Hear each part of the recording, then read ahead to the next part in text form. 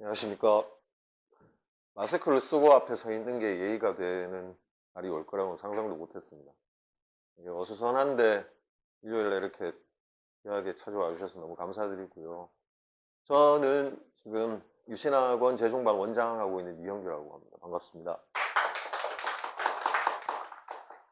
이게 저희가 원래는 2월에 정말 대규모로 설명회를 되게 야심차게 준비했었습니다. 근데 아시는 바와 같이 상황 때문에 그 대규모 설명회는 다 취소나 연기가 됐고요. 그래서 사실 오늘도 해야 되나 말아야 되나 고민을 많이 하다가 그래도 대구가 조금 안정기에 들어간 것 같고, 대신에 이제 대규모는 무리고 조금 이렇게 자그마하게 설명회를 준비를 했습니다. 신관 이제 마무리 공사 중이고 해서 이제 이사한다고 조금 좀 산만하지만 여기서 이제 진행을 하게 됐습니다. 이게 사실 우리나라 입시는 뭐 유럽이나 미국하고 비교를 할 수가 없습니다. 뭐 이민 가지 않는 이상은 피할 수도 없고, 그러면 어떻게 해야 되느냐 하면 뭐 냉정하게 분석하고 철저하게 준비를 해야죠. 이게 또 입시는 사실은 전략적인 면도 많습니다. 그냥 무작정 뭐 열심히 공부만 한다고, 물론 뭐 기본적으로는 공부를 열심히 해야 되지만 전략이라든가 이런 것들, 나한테 어떤 것들이 좀 맞나라는 것도 되게 많이 준비를 해야 되는데, 그런 준비나 연구는 사실은 학부모님들이나 학생들이 하기는 어렵습니다. 그런 역할을 저희가 하고, 저희가 이제 여러분들께 좀 설명을 드리면서 어떻게 하면 좀 더 이렇게 맞는 어떤 입시 방향을 잡을 수 있을까, 그런 것들 이제 말씀드리려고 모신 거고요. 실제로 아마 뭐 학부모님들 보고 계시면 저희는 입시의 성장기를 이미 겪었지 않습니까? 얼마나 힘들고 그게 뭐 얼마나 괴로운 건지를 다 알고, 그래서 학생들 보면 좀 안쓰러운 마음도 들죠. 특히 뭐 저희 같은 경우는 현장에 있으니까 매년 매달 보고 있지 않습니까? 보면 좀 안쓰럽습니다, 사실. 근데 그게 아까 말씀드렸듯이 피할 수가 없으니까 좀 냉정하게 되고 모질게 되죠. 뭐 그런 말씀을 드리려고 이제 많이 이렇게 준비를 했었는데, 아쉽게 이렇게 대규모 설명회는 못 하고요. 오늘 이렇게 좀 준비를 했습니다. 일단 요 수강증 기억하시는 부모님 계실지 모르겠습니다. 이게 윤은현 선생님이시고요. 국문종합이고, 이게 수강료가 지금 13,600원 돼 있습니다. 이게 아마 제 기억으로는 제가 한참 다닐 때였던 것 같아요. 91년이나 2년 정도 때 저희 학원 수강증이었던 것 같아요. 아시겠지만 1972년에 개원했습니다. 저희가 올해로 48년째고, 대구에서 유명인 100명이면 그중에 90명 정도는 유신학원 출신이다라고 할 정도로 사실 자부심도 되게 많고, 아직도 뭐 저희는 대구 교육 현장의 역사 한 페이지라고 생각합니다. 진행형이고요. 근데 대구 입시 환경이 많이 바뀌었죠. 그때는 반월당, 저희 이제 유신학원을 비롯해서 반월당 학원가가 거의 메인이었는데, 이제는 뭐 동네마다 학원들 다 생기고 굳이 뭐 시내까지 보내지 않아도 되고, 그러면서 대구학원은 문을 또 닫았고요. 이제 송원, 지성을 비롯해서 그 범어동 학원가가 지금은 뭐 대구의 대치동이라고 불릴 정도로 되게 많이 이렇게 변했습니다. 그러면서 저희도 이제 규모를 줄이고 이렇게 오면서 어떤 분들은 뭐 유신학원 없어진 거 아니냐고 말씀하시는 분도 계시던데, 여전히 저희가 이제 뭐 강의를 하고 뭐 여러 가지 준비를 하고 있었습니다. 저희는 근데 사실 그동안 좀 생각을 어떻게 했었냐 하면, 학원이 강의를 잘하면 되지 않느냐, 뭐 학생들 관리 잘하고 강의만 잘하면 되지 않느냐는 약간 소프트 파워 쪽으로 중점을 뒀던 게 사실입니다. 이제 그 규모가 주는 안정감이라든가 그 좋은 시설이 주는 학생들의 만족감 같은 걸 약간 저희가 조금 간과하지 않았나라는 반성을 하면서 옆에 우리 이제 시축 건물 신관을 지었고요. 그래서 요번에 저희가 그동안 가지고 있던 소프트 파워의 하드웨어적인 면까지 갖추면서 이제 제2의 도약으로 기회를 이렇게 삼고 있습니다. 요게 지금 저희 이제 4월 6일, 다다음 주쯤 되겠죠. 4월 6일에 개강하면 공부하게 될 그 건물입니다. 7층 건물이고 모든 게 학생들에 맞춰서 신축을 했거든요. 프로젝트를 했습니다. 뭐 내부 시설이라던가 이런 것들은 저희보다 뭐 더 최근에 짓지 않는 이상은 아마 당분간은 대구에서 시설은 저희가 제일 좋지 않나 그렇게 생각을 하고요. 뭐 그렇다고 해서 저희가 일단 이런 겉모습에만 뭐 신경을 쓴 건 아닙니다. 계속 가지고 있던 소프트 파워 그리고 강의력, 학생 관리 거기에 저희가 이제 하나 더 부수적으로 한 게 히투스나 메가 스터디, 종로학원의 비상에듀, EBS 강의를 했던 서울 선생님들을 모셔오는 거거든요. 지금 거기 팜플렛 안에 아마 다 있을 겁니다. 지금 화면이 조금 작아서 예, 그렇긴 한데 이 선생님들이 내려오시면서 당연히 이제 뭐 강의를 하시면서 선생님들이 내려오시지만 지금 현재 대치동에서 하고 있는 컨텐츠들 또 같이 가지고 옵니다. 예를 들면 국어 같은 경우에는 이강이나 간슬개라던가 대구에서는 아마 해설 강의까지 할 수 있는 학원이 드물 겁니다. 뭐 수학은 뭐 당연하고요. 랑데뷰라던가 킬러 문항 같은 것들까지 이제 다 같이 가지고 오고 영어나 이런 것들이 있고요. 이과는 당연히 사탐일 거고 이과는 과탐일 거고 문과는 사탐일 건데 이게 은근히 또 이 선택 과목들이나 탐구 영역이 발목을 잡습니다. 이것들은 수능까지 계속 케어를 해가면서 이게 이제 발목 잡는 걸림돌이 아니라 전략 과목이 될 수 있도록 해야 돼요. 수업 비중은 당연히 학기 중이나 수능 때까지는 국어나 수학 위주로 그리고 이제 영어까지 가고요.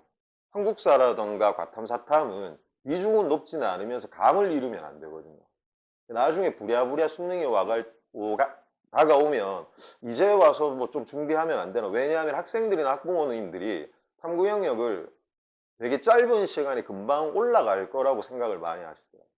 그러다가 그게 은근히 수능 때 발목을 잡는 경우도 많은데 이게 전략 과목이 돼야 됩니다. 그러니까 탐구 영역이나 한국사 정도는 기본으로 깔고 간다고 생각을 할 수 있도록 수업이 이렇게 구성이 되고 선생님들까지 다 구성을 저희가 해드립니다.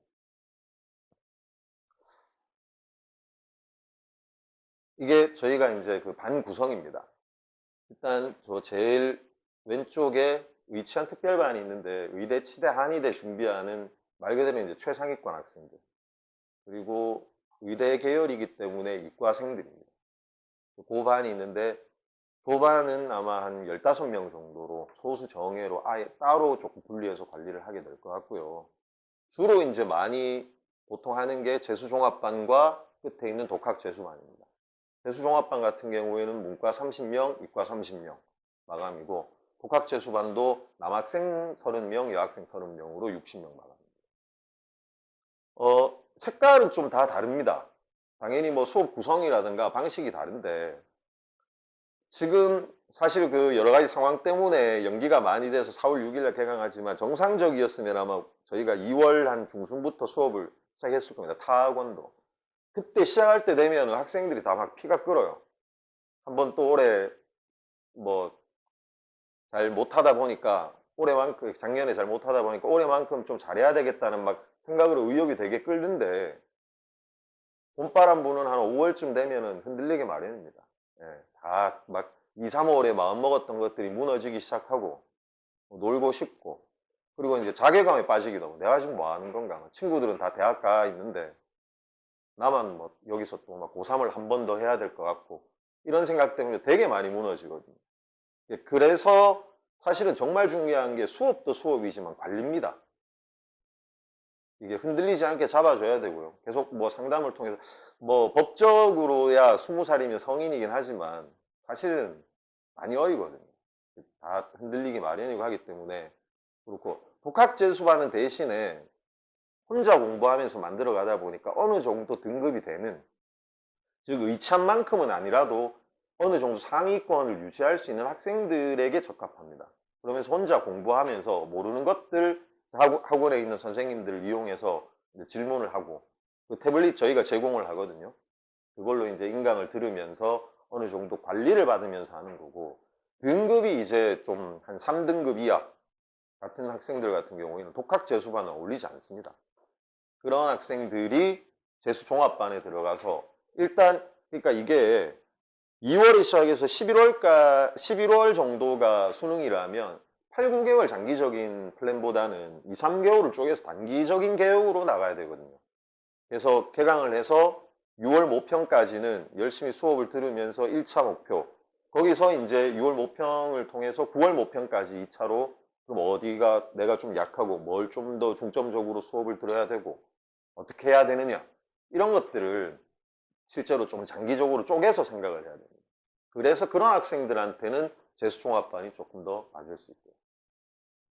그리고 예체능 특별반은 당연히 뭐 말대로 미술이나 음악 아니면 뭐 체대 입시 준비하는 친구들인데 그 친구들은 수학을 거의 안 보거든요. 그래서 그 친구들을 위해서 국어, 영어, 그리고 대부분은 사탐일 건데 그렇게 이제 짜여진 겁니다. 아마 여기 계신 학생들은 아마 많이 이렇게 해당되는 사항은 없을 거고 재수종합반이나 독학재수반이나 의찬반 이렇게 돼요. 마감은 저희가 왜 30명을 마감으로 했냐 하면 작년에 모 학원은 재수생이 1000명이었습니다. 수강생이. 관리가 안 됩니다. 사실은.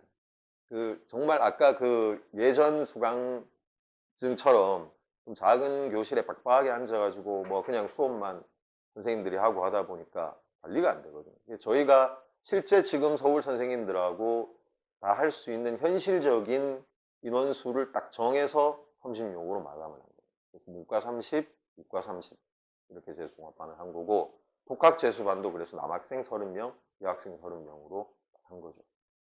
이게 수업을 계속하면서 당연히 등급을 올리는 것도 중요하지만 흔들리지 않고 그리고 그 학생 개개인의 특성이라는 게 있거든요. 또 강의를 하는 선생님들하고의 그 수업에 대한 그 궁합도 있습니다. 그런 것들까지 고려를 해가면서 1차 6월 모평, 2차의 9월 모평, 그리고 11월에 있을 아마 올해는 뭐 연기는 되겠지만은 그 수능까지 단기적으로 이렇게 조금 쪼개서 계속 만들어가는 그런 식으로 저희가 이제 반을 구성을 해서 이렇게 되는 거고요.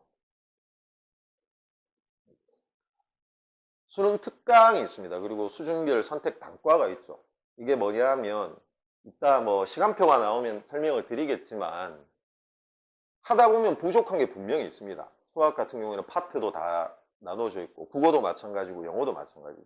근데 그게 30명 같은 공간 안에 있는 클래스에서 들으면서 이건 내가 조금 다른 학생들보다 다른 거는 괜찮은데 이 부분은 좀 부족한 것 같다라고 느끼면 정규 수업 끝난 이후에 단과 수업들을 또 들을 수 있습니다.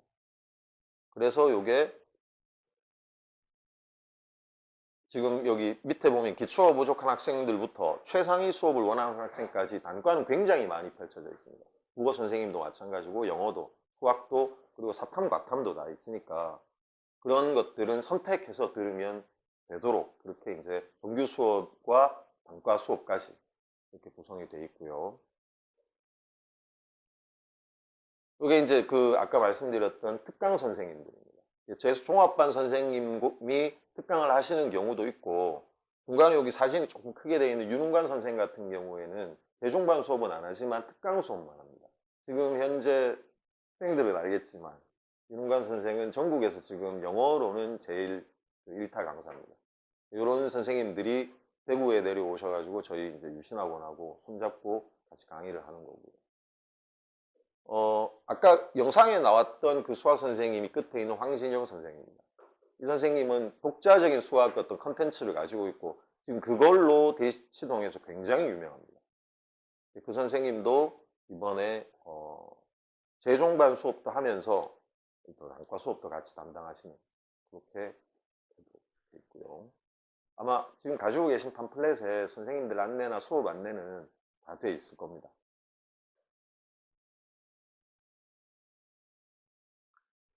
이게 이제 저희 연간 콘텐츠 일정입니다. 당연히 이제 저희가 가지고 있는 월간 모의고사도 있고요.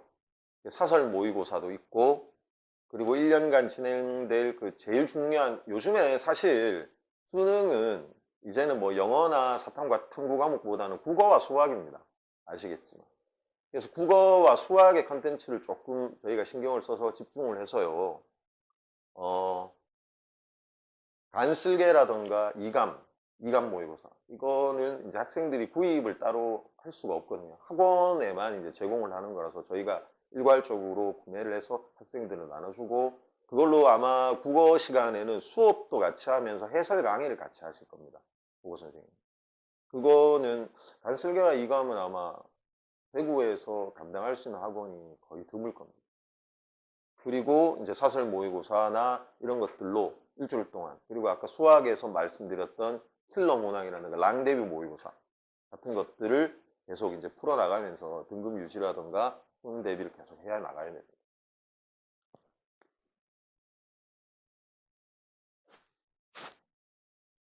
재종반인데, 재종반 같은 경우에는 수업 관리가 그렇게 됩니다. 서울 강사진이 당연히 강의를 하고요. 몰입 수학이라고 해서 하루에 저희는 이제 한 교시가 1교시가 40분이나 50분이 아니라 1시간 반입니다. 1시간 거의 반인데 그 1시간 반 수업에 4교시가 정규 수업이 되거든요. 그러니까 하루에 6시간 정규 수업을 하는데 하루 종일 하루 동안은 수학만 합니다. 이게 몰입 수학 방식이라고 해서 이따가 뭐 시간표 나오면 제가 조금 더 다시 설명을 드릴 건데, 몰입 수학 방식이라고 해서 수업을 하고 그 다음에는 피드백을 가지게 됩니다. 수학 시간에. 그러니까 앞에 했던 그 1시간 반 동안의 수학에 대한 수업을 뒤에 1시간 반 동안은 곱씹는 과정을 반복하는 거예요. 그렇게 하루 동안 수학만 몰입으로 해야지 이게 굉장히 효과가 있습니다. 실제로 서울에서는, 특히 내치동에서는 이렇게 되게 하고 있거든요.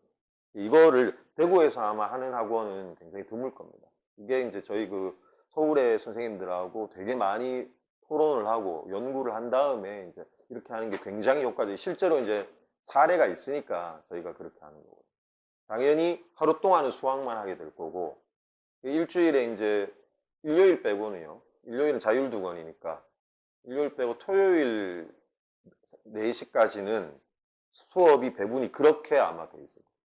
몰입 수학이 될 거고, 그 다음에 사탐, 과탐, 이게 이제 전략 과목화라고 아까 말씀드렸듯이 이게 발목을 잡으면 안 됩니다. 실제로 좀 많이 인서울이나 좀 꽤 괜찮은 소위 명문대를 준비한다면 1년 내도록 수학만 해도 부족하거든요.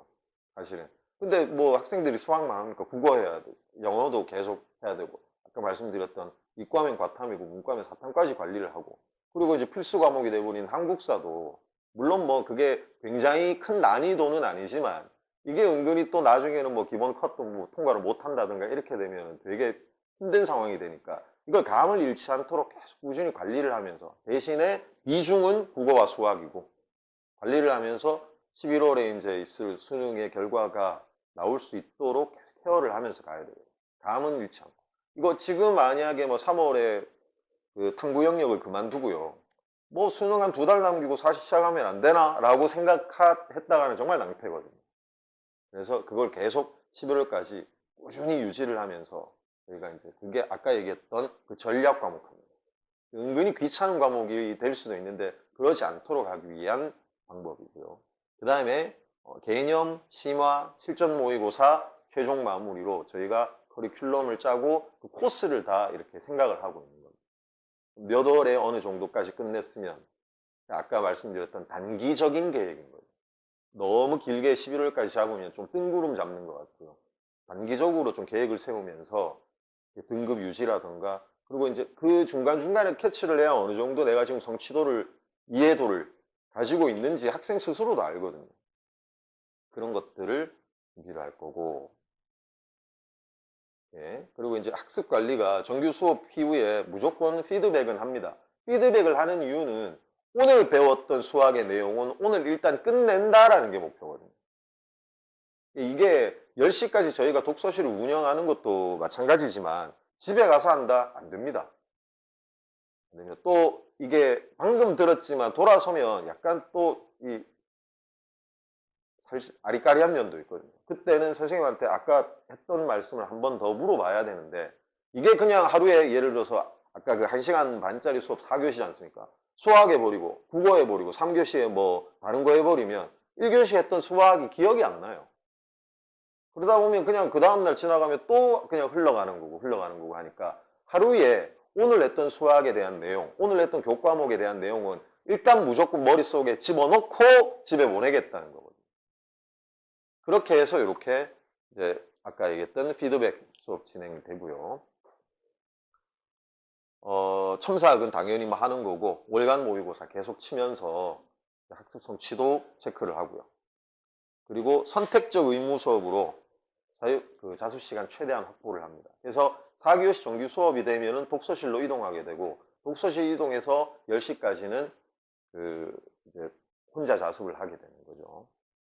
입시 관리는 이따가 당연히 제가 내려가면은 김정일 선생님 올라오셔가지고 방금 서울에서 내려오셨거든요. 컨설팅을 해드릴 거니까 요거는 제가 일단은 좀 넘어가도록 하겠습니다. 요거 이제 독학재수반인데 솔직히 독학재수반은 가장 중요한 건 두 개입니다. 그 독학재수반은 혼자 공부할 만큼의 좋은 시설, 그리고 두 번째는 그 학생의 의지입니다. 그러니까 강의를 듣지 않는 독학으로 재수를 하는 개념이기 때문에 이거는 그 두 개가 충족이 되고, 그리고 인강을 들으면서, 인강은 이제 쌍방향 통신은 아니니까요. 들으면서 부족한 것들은 학원에 있는 선생님들에게 이제 질문하는 그런 거기 때문에 제가 크게 설명을 드릴 건 없는 것 같은데, 저희는 대신에 태블릿으로 학습 관리를 합니다. 그 태블릿을 이용해서 학생들 개개인에게 과제를 주고 관리하는 프로그램을 운영을 할 겁니다. 그걸로 하기 때문에 관리 하나는 아마 철저하게, 독학은 관리거든요.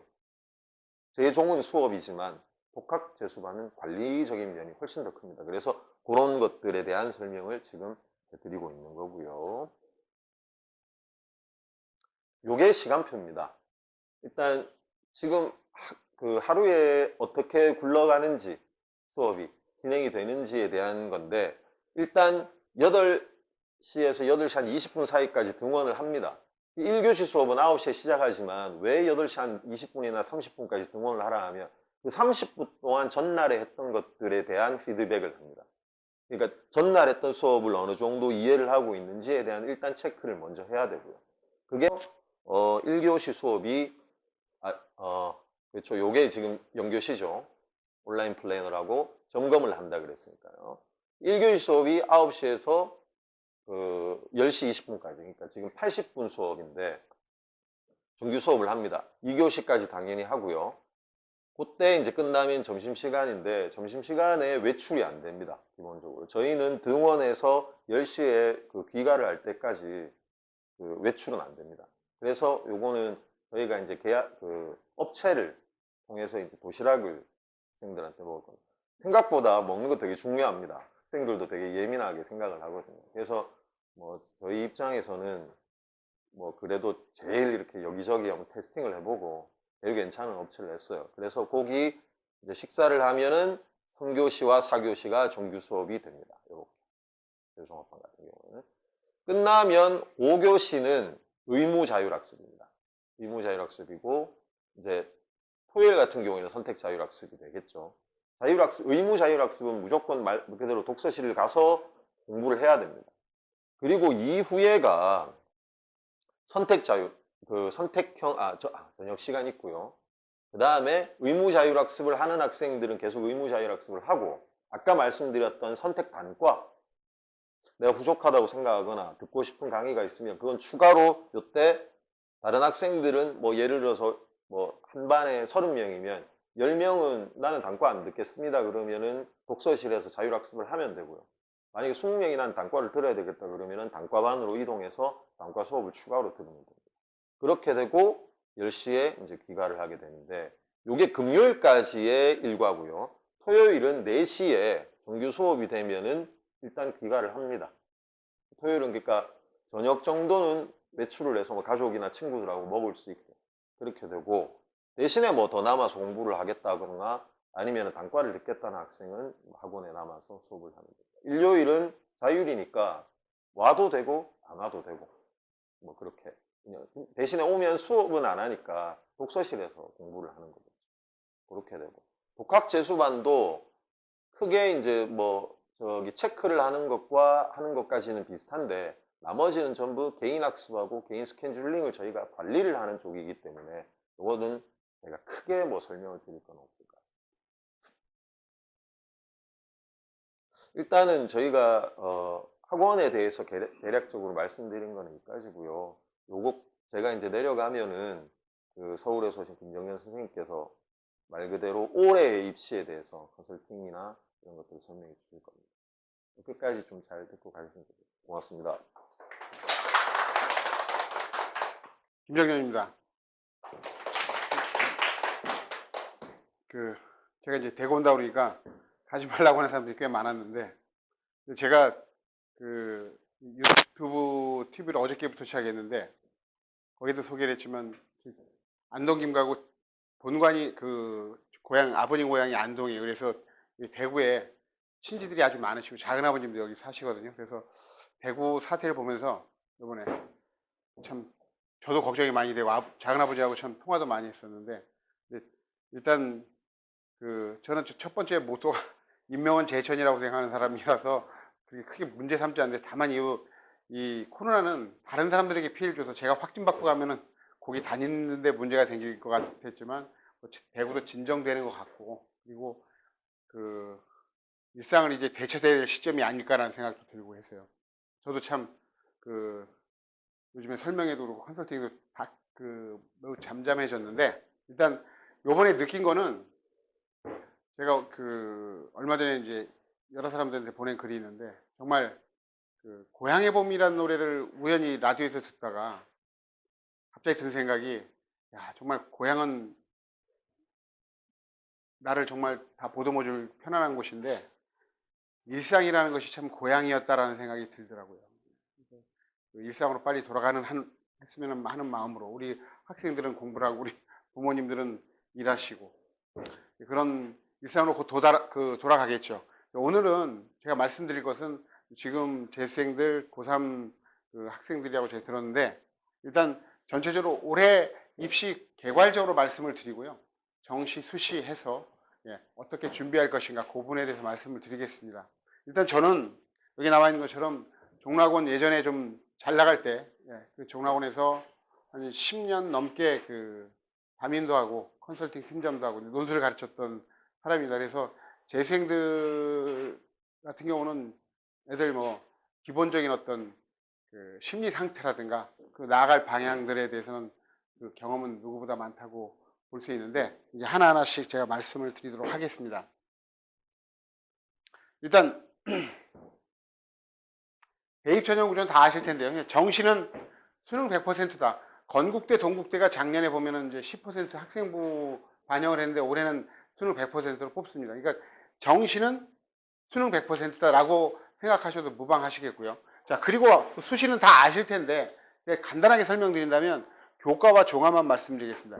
절대지표, 상대지표라는 얘기는 뭐냐면은 학생부 교과는 교과 성적이 절대지표입니다. 무슨 얘기냐면 여기 대구과학고의 3.0하고 정화여고의 3.0하고 대구여고의 3.0을 똑같이 봐주겠다는 게 바로 교과 전형이거든요. 그러니까 이거는 당연히 일반고에게 유리한 전형일 수밖에 없고, 일반고 애들이 99% 이상 붙습니다. 근데 학생부 종합전형은 상대지표라고 나와 있죠. 예를 든다면 대구과학고의 3.0을 대구여고의 한 1.3, 1.2 이런 애들하고 같이 쳐주겠다라는 거죠, 말하자면. 그러니까 자사특목고 애들이 종합전형에서는 많이 붙는 이유가 학교를 상대평가하기 때문에 나타나는 것이라고 볼 수 있겠고요. 그리고 특기는 사실상 거의 죽었고, 논술은 아직까지 남아있긴 한데, 일단 특히 재수생들은 아무래도 수능 또는 논술이 가장 대세인 상황이기 때문에 논술 전형은 좀 이따 다시 한번 말씀을 드리도록 하겠습니다. 작년도 수능 결과인데요. 주목을 하셔야 될 게 뭐냐면 국어는 꾸준하게 어렵게 출제가 되고 있어요. 재작년부터 작년까지 좀 어려운 수능입니다. 국어는 어려운 수능인데 국어가 중요한 과목이라는 걸 아시죠? 왜 국어가 중요하냐면 수능 첫 과목입니다. 첫 시간 과목이라서 애들이 긴장한 상태에서 접하게 되는데, 제시문이 요즘에 좀 길게 나오는 바람에 긴장한 상태에서 글이 안 읽혀가지고 거기서 망가지면 애들이 도미노로 이제 수학, 영어까지, 특히 수학까지는 그냥 한꺼번에 가는 세트라고 보시면 돼요. 애들이 거기서 점심시간에 딱 끊겨서 영어는 다시 정신을 차리는데, 그래서 이 국어는 좀 재학생, 재수생 할 것 없이 좀 튼튼하게 준비를 해야 되겠고요. 자, 보시면요. 지금 수학인데요. 문과 애들이 보는 게 수학납니다. 그런데 지금 보시면 컷이 낮다는 것은 1등 컷이 낮다는 것은 어렵게 출제가 되고 있다는 거거든요. 그리고 지금 보시면 1등급을 맞았을 때 요게 있는 게 표준 점수인데 표준 점수가 훨씬 높게 나오죠. 수학 가에 비해서. 그러니까 그 수학 나가 어렵다는 것이기도 하고 반대로 이제 지금 문과 애들이 좀 수학을 못하는 애들이 좀 많이 가고 있다는 것을 또 반증하는 것이기도 한데 주목할 것은 수학가입니다. 지금 4년간 92점이에요. 변하지 않아요. 그 표준 점수도 크게 바뀌지 않습니다. 난이도가 일정하게 유지되고 있는데 딱 수학하는 지금 교육과정 평가원에서 문제를 아주 매우 균질적으로 내고 있다는 건데 이렇게 보시면 돼요. 일반적으로 올해까지는 수학이 30문제인데 21번, 29번, 30번이 이른바 킬러 문항입니다. 여기서 두 개는 틀려. 하나는 맞아야 된다는 거죠. 두 개까지만 틀려야지 1등급이 돼요. 그래서 킬러 문항 21, 29, 30에 대한 대처. 이게 중요한데 수학과는 사실 타고난 게 중요하긴 합니다. 노력으로도 이 21, 29, 30 풀어내기 좀 어려운 부분이 있는데 일단 재수생들이 이제 강세가 당연히 있죠. 그리고 올해 조금 바뀌는 부분들은 일단 말씀드리겠지만 수학 범위가 좀 바뀌어서 재수생들이 조금 더 여학생들이 좀 유리한 부분일 수도 있는데 여기 그러고 보니까 다 여학생들은 아니는데 여학생이 올해 수학이 조금 유리합니다. 뭐 영어는 90점 절대평가로 가기 때문에 똑같이 90점인데 다만 이제 영어는 이런 게 있습니다. 지금 보시면 그 만점 받았을 때 표준 점수인데 재작년 국어가 엄청나게 어려웠던 거죠. 그리고 작년에 보면 수학나가 무척 어려웠던 거예요. 작년 수학나 100점 받은 애들은 그냥 이 수학으로 모든 걸 이겨내고서 뭐 서울대 가고 다 그랬습니다. 근데 올해도 이제 수학나는 좀 어려울 텐데 그리고 영어가 이제 중요하죠. 영어 보시면 지금 2018학년도에는 쉬워서 1등급 90점, 80점, 70점인 거 아시죠? 절대평가로. 90점이 1등급인데 10%나 됐어요. 그러다가 재작년에 5%로 줄었습니다. 어려웠어요.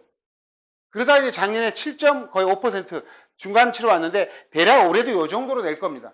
어렵게 내면 안 되는 게 영어 절대평가로 돌아선 이유가 영어 학습 부담 그리고 사교육 부담을 줄여주기 위해서 절대평가로 갔는데 재작년에 너무 어려워버리니까 이게 말이 되느냐. 사교육 받지 말라고 하면서 왜 이렇게 어렵게 되느냐. 이런 얘기가 나와서 대략 한 요 정도 선에서 맞춰질 거라고 봐요. 영어는 절대평가되면서 비중이 많이 떨어지긴 했습니다. 하나하나씩 제가 말씀을 드릴 텐데. 자, 그러면 이제 올해 대입 변화사항. 여기서 가장 중요한 건 수능 범위가 이제 변화한다는 거죠. 수능 범위가 수학하고 이제 국어가 좀 변하게 되고.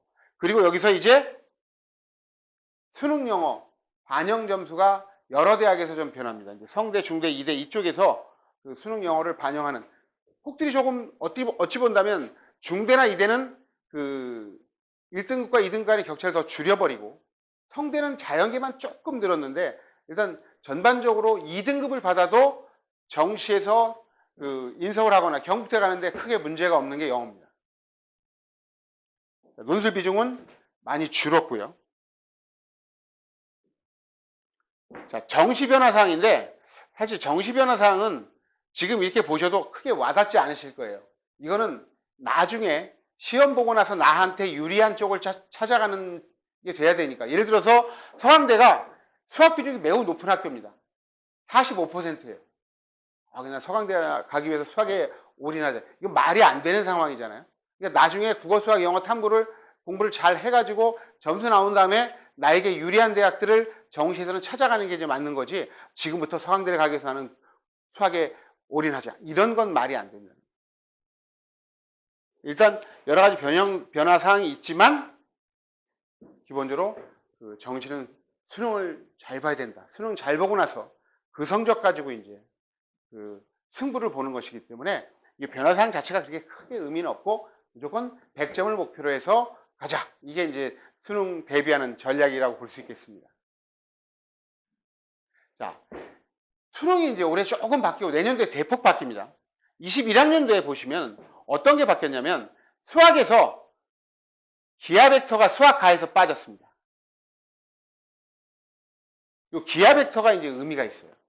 기하 벡터가 29번이 보통 아까 말씀드렸죠. 21, 29, 30이 그 킬러 문항이라고 했는데 29번이 보통 기아 벡터입니다. 이게 아주 어려워요. 근데 이게 빠진다는 거는 여학생들에게 좀 유리한 상황이 전개될 수 있어요. 왜 그러냐면 기하 벡터는 좀 공간지각력이 많이 요구되는데 그 여성들은 200만 년간 진화의 내용과 방향이 좀 다르기 때문에 남자에 비해서 상대적으로 좀 공간지각력이 떨어져서 여자애들이 기하 벡터를 좀 어려워하거든요. 근데 이게 빠졌어요. 그래서 여자애들에게 조금 더 수학에 있어서 긍정적인 측면이 오래 있을 건데, 자 여기 보시면 수학 나 같은 경우는 일단 수투 미적 확통에서 수원 수투 확통으로 하면서 미적이 빠져가지고 어려운 미적이 빠졌네. 근데 여기 수원 수투에 미적이 좀 들어가 있고요. 중요한 게 이 수원 쪽에서 삼각함수하고 지수로그가 들어갑니다. 근데 이게 조금 문과 애들이 어려워해요. 그래서 지금 재수하는 친구들은 만약에 문과다 그러면 이 지수로그 삼각함수에 대해서 조금 미리 그 학습이 확실히 좀 들어가야 됩니다. 안 배웠던 거예요, 실제로. 그래서 수학에서 가장 큰 차이가 있고요. 국어는 조금 줄었다고 봐야 되는데, 일단 화작, 독서, 문학, 언어 여기서 이제 언어가 바로 그 문법이기 때문에 크게 차이는 안 납니다. 이제 내년도에 크게 차이가 나죠. 지금 내년도 재수를 생각하면서 또 삼수를 생각하면서 이걸 보실 필요는 없는데 일단 내년도 되면 많이 달라집니다. 그래서 내년도는 정말 수학이 키가 되는 과목이 더욱 되는데 일단 그렇게 보시면 되겠고요. 그래서 수학에 대한 준비가 중요하다라는 것, 요거를 다시 한번 강조하고 넘어가겠습니다. 그리고 이제 아까 이제 말씀드린 부분인데, 요거는 이쪽에서 언어와 매체 중에서 언어라는 것은 올해 이제 문법이 좀 비중이 좀 줄 거예요, 실제로. 그래서 문법의 비중이 좀 줄기 때문에 올해 국어도 어찌 보자면 작년, 재작년 애들이 그 시험을 보다 어려워했던 게 일반적으로 그 수능 보는 구조가 그렇거든요. 국어 문제는 일단 애들이 화작문을 빨리 풀고 문학을 풀고 그 다음에 어려운 비문학으로 가는데, 아까 말씀드렸잖아요. 긴장한 상태에서 빨리 국어를 비문하고 빨리 넘어가야 되는데 문법이 어려웠어요. 특히 재작년에 문법에서 안 넘어가는 거예요. 애들 시간 지나가는데 안 넘어가죠. 너무 어려우니까.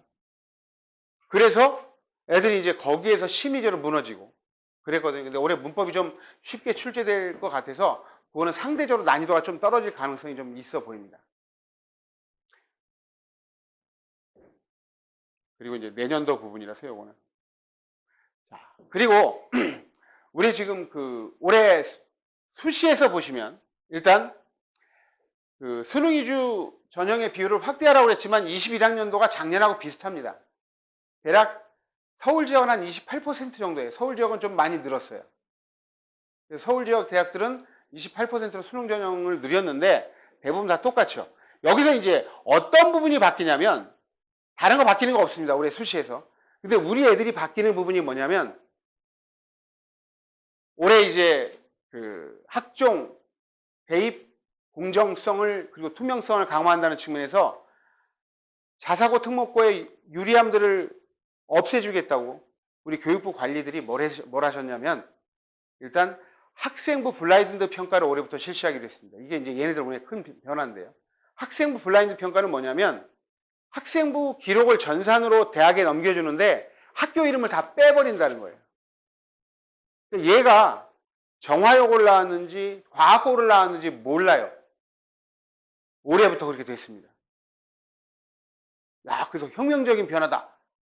근데 제가 작년에 유은혜 교육부 장관이 발표하는 걸 듣다가 조금 생각해 보니까 정말 우리 교육부 관리들이 또 탁상 행정을 했구나라는 생각이 듭니다.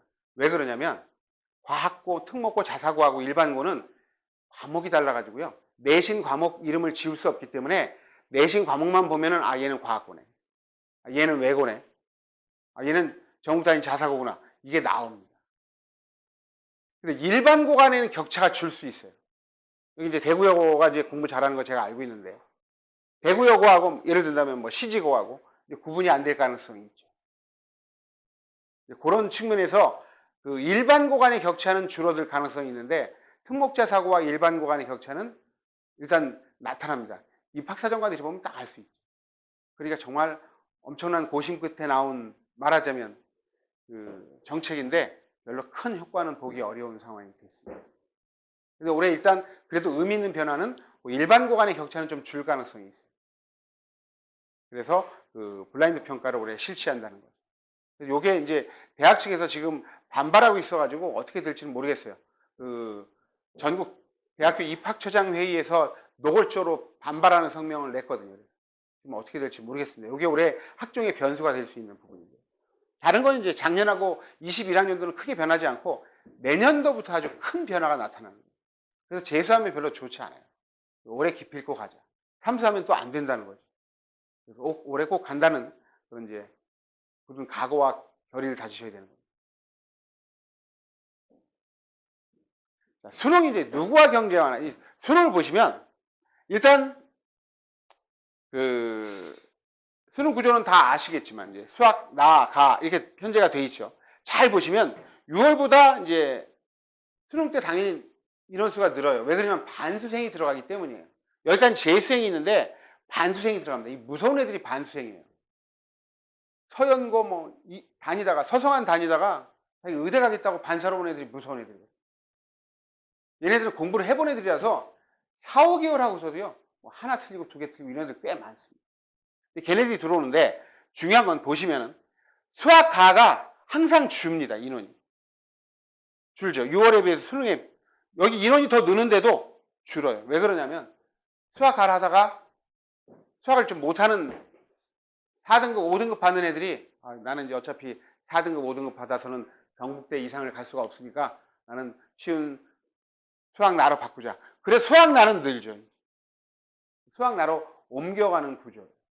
보시면 문이과는 수학 나가로 알 수 없고 문이과의 숫자는 과탐을 받느냐 사탐을 받느냐로 결정을 할 수 있는데 지금 이과가 많이 증가하다가 작년에 처음으로 꺾였습니다. 다시 문과가 또 늘어났어요. 근데 보시면 문과 보는 애들이 한 4만 명 많죠. 근데 이과 선발하는 인원이 한 3만 명 더 많습니다. 그래서 이과가 대학 가기가 더 쉬운 거예요. 이따 보시면 아시겠지만 그 커트라인도 많이 떨어지죠. 그리고 일단 재학생, 졸업생은 작년에 졸업생들이 많이 늘었어요. 28%. 올해도 반수생이 증가할 거라고 지금 보여지거든요. 얘네들이 왜 반생이 늘었냐면 재작년에 이런 애들이 있었습니다. 뭐냐면 국어가 너무 어려웠잖아요. 84점 1등급인데 문제를 풀어보니까 대충 감으로 지가 봐도 나는 85점 6점 받았는데 내가 90점대 중반 항상 받다가 이건 2등급이나 3등급인데 망쳤군. 그리고서 1교시 끝나고 집에 간 애들이 많습니다. 나중에 봤더니 1등급인 거예요. 실제로 그랬습니다. 이제 그런 애들이 재수를 일찍 결심해서 재수생도 작년에 좀 많았죠. 작년에 좀 많았습니다. 실제로. 그리고 서울대학교의 입학생 비율입니다. 재학생과 졸업생 간에. 보시면 수시는 거의 재학생 판이죠. 보시면 수시는 94%예요. 대학생들. 근데 아까 보셨죠? 28대 71입니다. 근데 재수생이 훨씬 더 많아요. 무슨 얘기냐? 수능을 잘 받는 고득점자는 재수생들이 많습니다. 그래서 고3들은 기본적으로 현역들은 특히 일반고 현역들은 수시로 가는 것이 일반화되어 있고 그리고 정시는 아무래도 이제 이거 의대로 가면 더 합니다. 의대로 가면은 거의 7대 3으로 나올 거예요. 정시 같은 경우. 그래서 의대는 더 그러니까 결국 수능은 재수생들 간의 경쟁이다라고 볼 수 있겠어요. 상위권 대학들. 재학생들은 중위권에서 막 혼전을 벌이게 되는 거예요. 그게 이제 지금 그 수능 체제 정시에서의 기본 틀입니다. 일단 보시면 올해도 77%나 수시로 뽑으니까 많이 뽑는데 무척 많이 뽑죠. 어차피 너무 많이 뽑는 거라고 볼 수 있는데 인원은 좀 줄었습니다. 작년에 조금 줄었는데 중요한 거는 그 서울 주요 대학은 정시 전형이 늘어났어요. 그래서 서울 주요 대학들은 거의 28%, 많은 대학들은 이제 30% 가까이 되는데 고대하고 서울대가 낮아서 그렇지 다른 대학들은 거의 다 30%를 넘겼죠. 보시면 지금 전국적으로 가장 많이 뽑는 전형은 교과 전형입니다. 교과 전형을 가장 많이 뽑는데 지방대학들이 교과 전형을 많이 뽑아요. 경북대도 교과 전형이 훨씬 많아요. 종합 전형보다. 그 이유는 이제 그 지방대가 요즘에 점점 하락하니까 미리 수시로 많이 뽑으려고 하는 경향 때문에. 그렇죠. 그래서 그 경북대 요즘에 또 정시 커트라인이 좀 올라가는 것도 정시를 적게 뽑으니까 커트라인이 좀 올라간다고 볼 수 있겠어요. 대학들이 수시를 선호하는 이유는 수시에서 우수한 외고 자사고 애들 많이 뽑아버리고, 그리고 정시를 적게 뽑으면 상대로 커트라인도 올라가는 긍정적인 효과가 있기 때문에 일단 정시를 선호하는데, 정부에서 일단 30%를 못 박아버렸기 때문에 이제 30%에 근접해 가고 있죠. 내년도는 더 늘어나고 내후년도는 40%까지 증가합니다. 근데 아셔야 될 게, 카이스트하고 포항공대는 정말 좋은 학교인데 지방대학이라서 그 조항에 적용을 받지 않아서 카이스트나 포항공대는 뭐 95% 이상을 수시로 뽑고 있습니다. 포항공대는 100% 수시고. 전체적으로 봤을 때 수시 학생부 전형의 비중은 조금 더 늘어났어요. 근데 여기서 보실 때 학생부 종합 전형이 똑같죠. 서울대, 연대, 서강대, 성균관대, 한양대 똑같습니다. 연대는 오히려 많이 늘어났죠. 고대가 이렇게 줄었어요. 그 이유는 뭐냐면 고대가 꼼수를 부렸습니다. 어떤 꼼수냐면 정시 30%를 꼭 뽑으라고 하니까 비껴가려고. 교육부가 어떤 단서 조항을 뒀냐면 수시 교과 전형으로 30% 이상을 뽑으면 정시 30%를 안 뽑아도 된다라는 조항이 있거든요. 그러니까 교과 전형을 30%로 늘려버렸어요. 근데 이 교과 전형이, 근데 고대는 교과 전형이 아니라 종합 전형이에요. 자기소개도 쓰고 면접도 다 보거든요. 교육부가 작년에 한 팔 딱 날렸습니다. 그것은 지방대학을 위한 것이지 고대 같은 상위권 대학을 위한 게 아니다. 그래서 30% 의무화해가지고 다시 이제 아마 내일 모레 발표할 텐데 내년도에는 고대가 다시 원위치 할 거예요. 교과 전형을 줄여버릴 텐데 올해 1156명이나 뽑습니다. 교과 전형. 근데 교과 전형이 아니에요, 사실. 그게.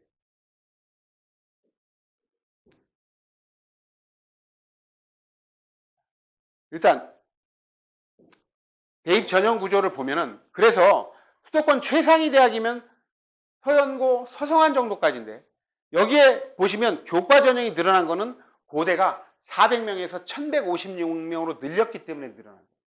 그거밖에 없습니다. 다르게 크게 변화하는 거는 없어요. 실질적으로 보면.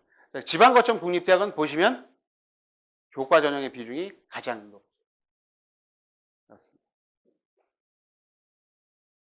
그리고 이제 의대 관심이 있으신 분들도 계실 텐데 의대는 일단 정시로 가장 많이 뽑습니다.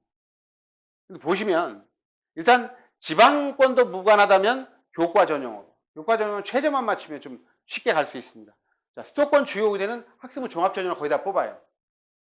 종합 전형으로 지원해야 되고. 전형이, 학생부 전형이 힘들다. 안 돼 있다. 논술 전형이라도 뚫어야 되겠죠. 아니면 이제 정시로 가야 되는 거예요. 우리 일반적으로 재수생들이 의대를 가는 것은 요 논술과 정시라고 볼 수 있겠어요. 대략 그러면 50% 정도 되거든요. 그래서 일단 의대는 정시문이 넓다라는 것을 알 수 있겠습니다.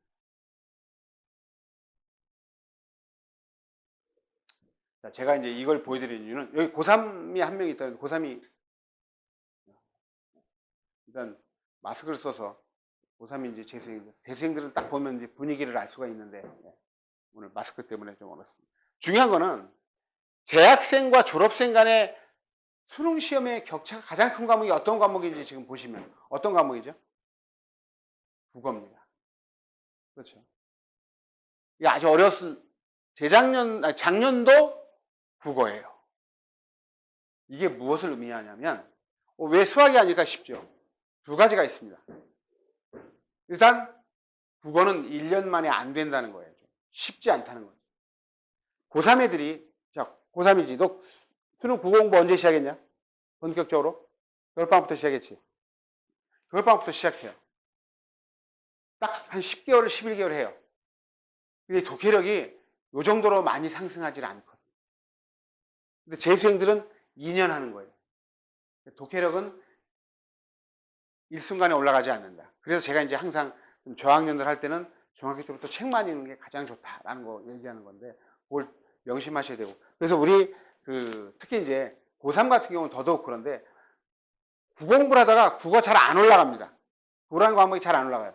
중간에 왜 안 올라가? 6월 달에도 안 올라가고 9월 달에도 안 올라가요. 나의 인생의 태클이네. 그럼 국어 공부의 비중을 줄여버립니다. 그래서 안 올라가는 건데 10개월이라도 꾸준하게 올라가면 양질전화의 법칙이라고 물이 100도 끓기 전까지는 변화가 없다가 100도부터 이제 수증기로 기화하잖아요. 그때처럼 거의 10개월 꾸준하게 하면 수능 정도에 가서 좀 급격한 상승이 있을 수 있는데 안 올라가는 애들은 그 전에 그냥 비중을 확 줄여버려가지고 자기 스스로 차단하는 그런 모습들을 보여줍니다. 그래서 꾸준하게 끝까지 국어는 가야 됩니다. 11월 수능까지. 올해 이제 수능이 좀 늦어질 것 같은데 이건 아까 이제 보여드렸고.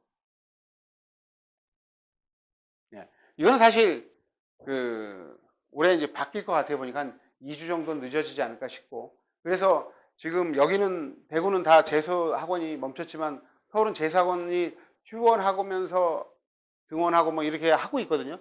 그래서 지금 올해 제가 보기엔 재학생보다 재수생들이 조금 더 유리한 한 해가 되지 않을까 싶어요. 왜냐하면 보다 체계적으로 공부를 하거든요.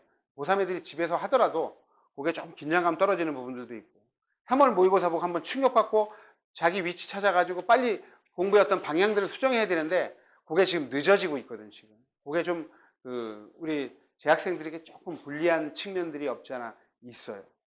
실제로 보면. 근데 일단 요건 이제 보신다면 수시 1차는 수능 전에 면접이나 구술을 보는 전형을 수시 1차라고 하고요. 수시 2차는 수능 후에 면접이나 논술을 보는 전형입니다. 여기 이제 차이를 이따 말씀을 드릴게요. 다 바뀔 테니까 이건 별로 의미가 없을 것 같습니다. 자, 영어인데요. 보시면 영어 급간의 격차가 서울대는 0.5고 고대는 1점입니다. 과탐이나 사탐 2점짜리보다 훨씬 더 비중이 낮은 거예요. 제가 정시 컨설팅을 하면서 5등급짜리도 서울대 영어 5등급 받은 애도 서울대를 갔어요. 밀렸어가지고 5등급 받았는데 5등급이라도 2점밖에 감점이 안 돼요. 과탐이나 사탐이 2점짜리보다도 안 되는 거예요. 대부분 다 그렇습니다. 서울대학에서 요 연대만이 5점 감점합니다. 연대는 2등급 받으면 가기 어려운 학교예요. 근데 고대도 1점, 뭐 서강대도 1점. 그게 크지 않거든요. 그래서 영어는 시쳇말로 정말 2등급 받아도 이과는 더더욱 문제가 크게 없어요. 다만 의대 쪽으로 가려고 하면 1등급 당연히 받아야죠. 그리고 이제 영어의 1등급은 언제 의미가 있냐면 수시 최저학력 기준을 맞출 때 의대를 가려고 한다. 뭐 내기야 뭐 그렇거든요.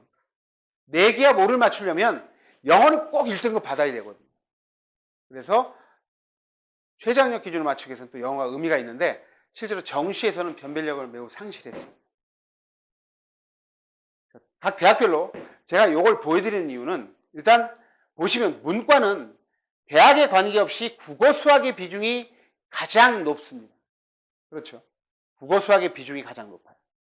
서강대는 더하죠. 서강대는 국어 수학이 80%가량 되는데 엄청납니다. 자, 그리고 이제 서강대는 수학 가를 본 애들은 10% 가산점을 줘요. 그래서 의외로 이제 나중에 이과 애들 중에서 이건 나중에 꼭 명심하셔야 돼요. 수학을 잘 봤는데 과탐을 못 보면 또 갈만한 대학이 없어요. 왜 그러냐면 이과는 과탐 비중이 높거든요. 문과는 이제 공부가 국어, 수학, 탐구, 영어 순으로 이제 학습이 이루어져야 됩니다. 대부분의 대학이 다 그래요. 근데 이과는 보시면 이과는 수학 과탐의 비중이 가장 높거든요. 서강대만 빼고 서강대는 과탐이 낮아요. 그래서 나중에 이제 수학을 잘 봤는데 과학을 못 본 애들이 이제 서강대로 몰려오고 하거든요.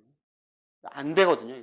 과탐 3등급 받았다. 이 서강대는 도저히 안 되는 거고. 아니, 서강대가 아니라 다른 대학들은 중앙대, 경희대도 안 돼요. 서강대로 몰려옵니다.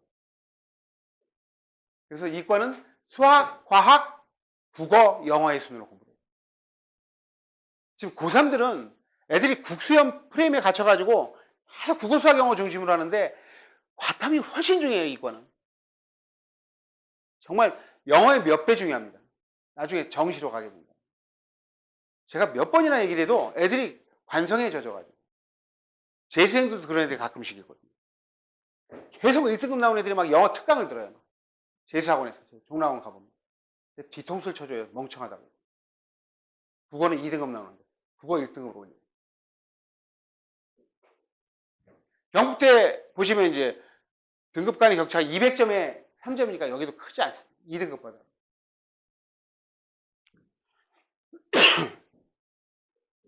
자, 문과 확실히 대학 가기 어렵다는 걸 보여주는 게 요 정도까지요. 지방거점 국립대까지 가려면 여기까지 나와야 됩니다. 지거국에서 경북대 부산 높죠. 요 정도를 받아야 되는데 문과는 이과는 보시면 훨씬 더 내려가죠. 그래서 이과 확실히 대학 가기가 좋다. 그리고 요 커트라인 제가 드리는 건 뭐냐면 100분위 합인데 요 100분위 합은 잘 안 변합니다. 합격선 자체가. 그래서 모의고사를 애들이 보면 원점수 표준점수는 계속 변하는 거니까 보지 마시고 100분위가 나오는데 국어, 수학, 탐구. 탐구는 100분위가 이제 두 과목이니까 두 과목 평균 내야 됩니다. 94, 96이면 95로 해서 그 100분위가 이 정도면 갈 수 있다는 거예요. 국어, 수학, 탐구의 100분위 성적이 이렇게 나온 점수가. 한번 비교해 보시면 요건 의미가 있습니다. 요건 원하시면 나중에 이제 파일을 우리 학원에 부탁하셔서 받으셔도 됩니다. 이건 제가 만들어가지고 저에게 제 저작권이 있습니다. 마음대로 쓰셔도 되는데 일단 의대는 정시로 가기가 정말 어려운 학교다. 서울대 의대는 일반적으로 봤을 때 하나 틀려야 됩니다. 연대의대가 2개 틀려요. 재작년에 보면 문 닫고 들어가는 연대의대 문 닫고 들어가네. 추가 합격으로 가는 애가 3개 틀리네요. 걔가 문 닫고 들어갔기 때문에 2개 틀려야 되고. 그리고 이른바 이제 탑5라고 해서 서울대의대, 연대의대, 그리고 카톨릭대의대, 성균관대의대, 울산대의대는 한 4개 정도까지 틀려야 됩니다. 일반고 애들이 여기 가는 건 정말 어렵죠. 수능으로 간다는 거죠. 그리고 이제 아까 말씀드린 것처럼 여기 간 애들 대부분 이제 재수생들이죠. 애들이 잠깐 3개월 공부하고 2개 틀리고 이래요. 제가 그런 애들 너무나 많이 봐서. 자, 요건 이제 지금 보실 건 아닌데 나중에 수나 지원 가능 대학입니다. 이과 중에서. 일단 학교 레벨로 본다면 서울의 서연고, 서성한, 중경외시, 이화여대, 건동홍, 숙명여대까지 세종대까지가 서울 학교로 보면은 수학 가를 해야 됩니다. 수학 나를 하면 제 아무리 잘 봐도 지원이 안 돼요. 그리고 대구에서는 경북대가 수학과 지정대학입니다. 근데 이제 그렇지 않은 대학들은 이제 수학 나를 보고도 갈 수 있다는 거예요. 혹시나 이런 대학을 가면 안 되겠지만 재수해서 수학과가 너무 안 나온다. 그럼 수학나로 돌리겠다. 수학나를 돌릴 때는 과탐 공부를 잘해야 됩니다. 이과 같은 경우는. 왜냐하면 과탐 가산점 10% 제대로 또 받아야 되거든요. 그래서 과탐 공부를 튼튼하게 해둬야 되겠다라고 볼 수 있겠는데, 자 그러면 저기 혹시 물어볼 거예요. 이과 문과. 이과. 재수생들은 이과, 재학생은 문과네. 오케이. 자, 일단 문과는 어떤 걸 선택해도 관계없어요. 근데 이과는 잘 봐야 됩니다. 서울대는 서로 다른 원투라고 해서 물리원, 물리투를 하면 안 되고요. 물리원, 화학투를 해야 되고, 그리고 물리원, 화학원, 원만 해서는 안 됩니다. 작년에 만점 받은 애가 서울대 의대를 못 갔는데 2명이나 얘네들 다 투과목을 안 해서 그래요. 그래서 요걸 좀 보셔야 돼요. 투과목의 과산점들이 좀 있죠. 요거는 좀 숙명여대 같은 경우에 여기에 가산점을 줍니다. 이렇게.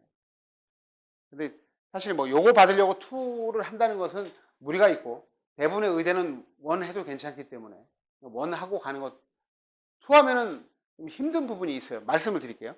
일단 어떤 과목을 선택할 건지 벌써 선택을 했을 텐데, 일단 자기가 잘하는 과목을 선택해야 되겠죠. 학교에서 배운 과목들을.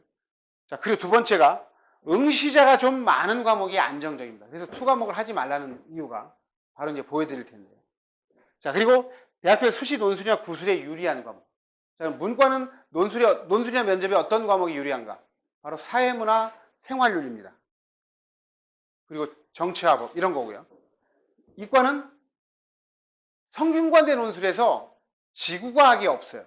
지구과학을 만약에 선택해서 수능 공부를 하게 되면 나중에 과학 논술을 할 때 조금 문제가 생길 수 있는데, 다만 이제 작년부터는 물화생 중에서 하나만 선택해서 보면 되기 때문에 일단 그래도 하나만 제대로 하면 돼서 크게 문제는 없다고 볼 수 있습니다. 일단. 근데 중요한 건 이거예요. 혹시 이제 우리 3학년들이 더 많이 그러는데 재수생들도 가끔 그러거든요. 제가 담임할 때도 그렇고 보면은 고3 애들은 재수하러 하러 와요. 근데 애들이 뭐 이과건 문과건 다른 건 좀 괜찮은데 사탐이나 과탐이 4, 5등급이 3, 4등급이다. 이런 애들 제가 딱 물어보면 과목을 서너 번 바꾼 거죠. 처음에 딱 시작을 합니다. 이제. 그래도 특히 남자애들이요. 물리부심이 있어가지고 그래 물리원 공대 갈 건데 내가 물리는 해야지. 3월달에 시험 보고 나서 좀 물리는 좀 나랑 아닌 것 같은데 화학원으로 바꾸죠. 그래서 6월달에 봅니다. 화학원이 잘 안 나와요. 이거 아닌 것 같은데. 그래서 애들이 다 보는 지구과학으로 가자. 이렇게 되다가 안 되는 거거든요. 근데 이제 아까 오다가도 지금 행정고시 준비하는 애인데 제가 담임을 할 때 종라원에서 가장 열심히 공부하는 애예요. 제가 보기에 그렇게 열심히 공부하는 애가 없는데 정말 아침에 6시 반에 와서부터 열심히 합니다. 근데 성적이 잘 안 올라가는 거예요. 2등급에서. 올 2등급에서 안 올라가요. 저한테 와서 막 울면서 막 선생님 왜 안 올라가? 근데 제가 이제 이름이 최인이라는 이나 선생님이 지금까지 경험학적으로 봐서 너 같은 애가 긍정적인 마인드 가지고 노력하면 안 되는 경우가 없어. 걔가 이제 수능 4개 틀려가지고 연대를 갔어요. 그래서 제가 그때 그 다음에 재수반 개강을 할 때 걔한테 그랬습니다. 후배들한테 좀 귀감이 될 만한 것 좀 써가지고 선생님한테 좀 보내봐. 보냈는데 글귀가 너무 괜찮았어요. 제가 애들한테 얘기를 해줬는데 후배들에게 공부가 안 된다고 불평하지 맙시다. 공부는 되는 게 아니라 하는 것입니다. 결국 안 된다는 건 제대로 안 하고 있다는 거죠. 제가 혹시 이제 여기 최종병기 활 보신 분들 계신가요? 박해리가 나오는 영화인데 그 영화에 박해리의 마지막 대사가 기억나시나요? 유승용을 쏴 죽이고서 한 대사가 있습니다. 여기 제가 애들한테 꼭 해주는 말인데 공부는 거기서 뭐라고 하냐면 활을 쏠 때 바람은 계산하는 것이 아니라 극복하는 것이다라고 하면서 쏴 죽이죠. 제가 하는 얘기는 공부는 잔대가리 굴려가지고 계산할 게 아니라 이건 운명이라고 생각하고 어떤 과목 너에게 맞는 과목은 없어. 내가 맞춰가는 것이고 산을 넘는다고 생각하고 가야 됩니다. 공부는 재수 고3하고 또 다르게 재수는 더더욱 험난한 과정인데 그 지난한 과정들을 뚫어내야 되거든요. 엉덩이 무거운 애들이 무조건 성공합니다. 보시면 그래서 이제 사탐 보시면 일단 너는 뭐 선택하냐? 생일 3은 좋았어. 생일 3은 제일 많이 보는 과목입니다. 경제 같은 거 선택하면 안 된다는 거죠. 그리고 이제 과탐을 보시면 투 과목들은 지금 특히 물투, 화투는 뭐 3,000명이 채 안 되죠. 이런 과목은 너무 잘하는 애들이 하기 때문에 아주 불리한 과목. 근데 재미있는 게 지구하고 물리원이 있는데 보시면 만점을 받으면 물리원이 더 어렵거든요. 만점을 받으면 100분위가 더 낮아요. 지구과학 원보다. 이런 일이 왜 벌어지느냐? 웃긴 거예요. 이게 무슨 얘기냐면 표점이 높다는 건 평균이 낮다는 거거든요. 근데 지구과학이 더 쉬워요. 일반적으로. 물리원보다 더 쉽거든요. 왜 이런 일이 벌어지냐면 이건 많이 보는데 많이 보니까 좀 쉽다고 생각해서 공부 좀 못하는 애들 다 같이 가서 보는 거예요. 이런 얘기 뭐한데 점수 깔아주는 애들이 많아요. 그러니까 평균이 내려가는 거죠. 그래서 조금 잘 보면 올라가는 거고. 물리원은 공부 좀 하는 애들이에요. 그러니까 전체적으로 평균이 높아요. 그래서 요 선택을 할 때 잘해야 되는데 다만 지구학을 선택을 한다. 너는 뭐 선택하냐? 너 문과라고 그랬나? 너는 뭐 하냐? 너 생긴 사람, 너 이과야? 이과? 뭐 선택했어? 행지? 그럼 지구학은 공부를 좀 튼튼하게 해둬야지 된다는 거죠. 조금 지금 난이도를 높이고 있어가지고.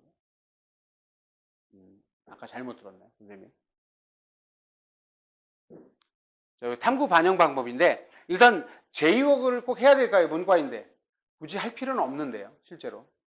문과 굳이 제2국을 할 필요는 없습니다. 서울대가 목표라면 꼭 해야 되겠지만 서울대가 아니라면 또 제가 외고를 나오지 않았다면 할 필요는 없는데 요건 필요한 게 있어요. 뭐냐면 아랍어를 선택을 해서 보는 것도 괜찮아요. 왜 그러냐면 기본적으로 제2외국어를 선택한 애들이 좀 성적이 괜찮은 애들이고 그래서 보는 학교나 교실이 조금 그래도 그 분위기가 더 좋을 가능성이 있어서 그래서 그냥 한 과목당 7,000원 정도 하는데 응시로 내고 가서 알아보 제대로 한번 일자로 쭉 잘 제대로 찍으면 또 3등급도 그냥 나오는 게 알아보기도 하니까 알아보는 그냥 공부하지 말고 보자 이렇게 보면 돼요.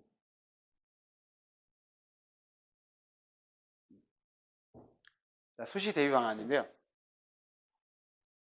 학종 썼었니 작년에? 썼었니? 또 안 썼어? 자, 일단 간략하게 말씀드릴게요. 학종 평가 요소는 전공 적합성, 전공 관련된 활동들을 얼마나 했는가, 그리고 학업 역량, 내신 성적이라고 볼 수 있습니다. 이 두 가지가 가장 중요합니다. 그리고 발전 가능성, 이건 이제 한마디로 지금보다 미래가 더 나을 거라고 보여져야 된다는 건데 결국 학업 성적이 계속 향상되는 아이들을 좋아한다는 거죠. 인성은 한마디로 배려, 나눔, 협력 이런 공동체 일원으로서의 어떤 인성, 덕목들을 갖추고 있는 애들 뽑겠다는 건데 제가 인성은요 모든 대학에서 인성 좋다고 뽑아주지 않습니다. 애들이 선생님 저 봉사 시간 많은데 인성은 안 좋은 애들 걸러내려고 이제 그래서 학생부에 무단 지각, 무단 결석이 있으면 학생부 전형은 이제 생각을 말아야 됩니다. 실제로 성실성이 떨어지기 때문에. 그리고 정말 그런 애 있었어요. 안 좋아서 떨어진 애 한 명 봤는데 여자인데 전교 2등인데 2학년 담임하고 틀어지고 그래서 2학년 담임이 선생님의 험담을 하는 인성이 좀 부족한 학생 이걸 써놨어요. 얘는 다 떨어지더라고요. 올킬 당했어요. 그래서 재수해서 정시로 갔는데 인성 좋아서 붙은 애도 하나 있긴 해요. 교대 가는 애인데 남자인데 애가 너무 반듯하더라고요. 만났는데 컨설팅 하는데 반듯한데 딱 선생님 의견 행동 특성 및 종합 의견에 미사역으로 다 구체적으로 써주시면서 마지막에 뭐라고 했냐면 가끔씩 얘가 제 아들이었으면 할 때가 있습니다. 이렇게 써주셨어요. 이거보다 더 좋게 써준 경우가 없어서 애가 2.1이라서 교대가 안 되는 성적인데 요즘에 교대에서 인성을 좀 많이 보기도 하고 청주교대가 인성을 많이 봐서 청주교대 자기소개 쓰면서 한번 제대로 해보자. 1단계 붙었더라고요. 1단계 붙어서 내가 워낙 반듯하고 그래서 면접 가서도 더 될 것 같은데 면접 가서 됐어요. 인성 좋아서 되는 애라고 볼 수 있는데 그것 이외에는 인성으로 변수가 됐던 애는 없어요. 인성은 뭐 그게 중요하지 않다. 보시면 입학사정관들에게 설문조사했을 때 학업 능력과 전공 적합성을 가장 비중 있게 본다라고 봤는데 중요한 건 이거죠. 그러면 내신이 별로 안 중요한가? 너 이제 학종 쓸 거야?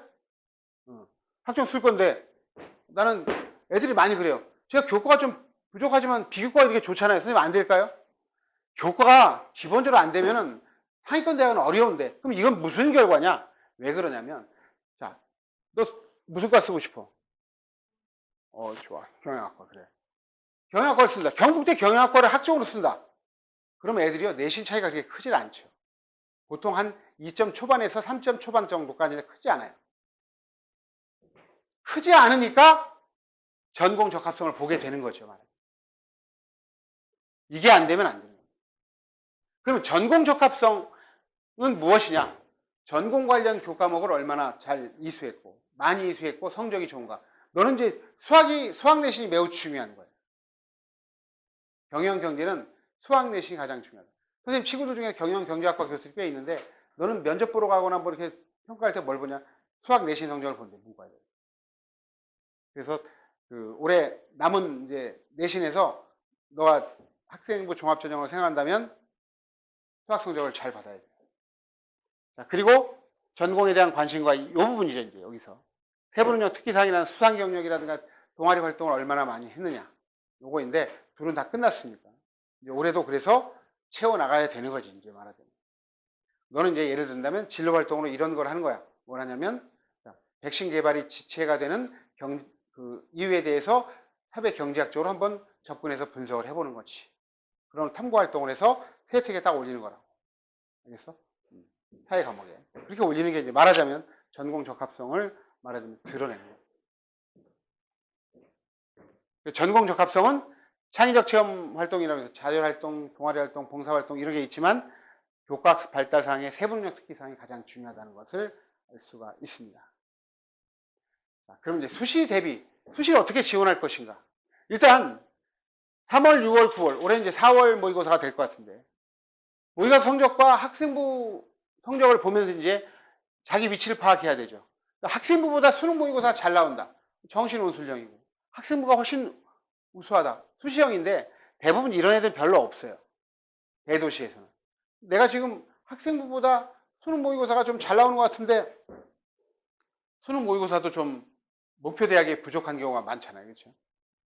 이런 지금 우리 재수생들은 E형이라고 볼 수 있겠습니다. 중요한 건 이제 그 모의고사 추세를 감안해서 대략 어느 정도가 나올 것인가를 진단해 보면서 대학을 결정을 해야 되는데 중요한 것은 이 부분입니다. 수시 1차는 하향 지원 근무이다. 아까 말씀드렸죠. 수시 1차는 뭐냐면 수능 전에 면접이나 논술을 봅니다. 그러니까 내가 지금 대략 경북대를 가는 모의고사 충분히 가는 성적인데 영남대를 혹시나 그날 가서 못 보면 어떻게 영남대를 넣었다. 그러면 이제 납치당할 가능성이 있는 거예요. 잘 보고 나서. 제가 그인데 제가 이제 컨설팅하고 논술도 좀 가르치는데 애가 9월 모의고사를 잘못 봤어요. 근데 애가 되게 불안해 하더라고요. 그래서 제가 걱정이 돼가지고 너 절대로 서강대 논술을 쓰면 안 돼. 서강대 논술이 그때 9월 달에 있었거든요. 이 녀석이 서강대 논술을 경영학과를 써가지고 붙어버렸어요. 근데 수능을 봤는데 2개 틀렸네. 서울대 정시가 쓰인 성적인데. 당연히 못 갔죠. 그 다음에 종로원에서 이제 수업을 하는데 7월 달에 이제 반수반에 왔어요. 이런 애들이 반수를 하거든요. 납치당한 애들. 걔가 이제 와서 공부를 열심히 했는데 걔는 어디를 갔을까요? 걔는 이제 군대를 갔죠. 반수를 실패하고.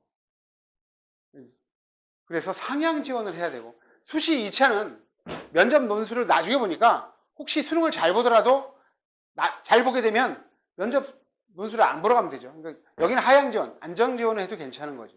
근데 예전에 그런 적이 한 번 있어요. 김천고등학교인데 학교 좀 괜찮은 거 아시죠? 어이가 없는 일이 벌어졌는데 김천고등학교에 하나가 경북대 학생부 종합전형을 넣어놨어요. 안정으로. 시험 잘 보면 안 가겠다고.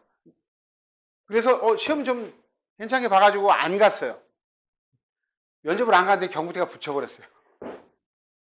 납치당했는데 다행히 이제 외대가 학생부 종합전형이 돼가지고 갔는데 그런 일들도 있더라는 거죠. 그래서 이것도 함부로 얘기하면 안 되겠다 싶은 일도 있는데 학교를 보고 그냥 뽑아버린 것 같아요. 보니까. 그러니까 어찌 본다면 거의 우선 선발하다시피 너무 낮은 학교를 이렇게 쓰면은 우선 선발 당할 수도 있겠다라고 해서 이건 조심해야 해요. 학생부 전형은 일단 교과형과 그 종합전형이 교과 전형이 있고 교과 전형 그 종합 전형이 있는데 이 부분 이제 바로 뒤에서 말씀드리겠고요.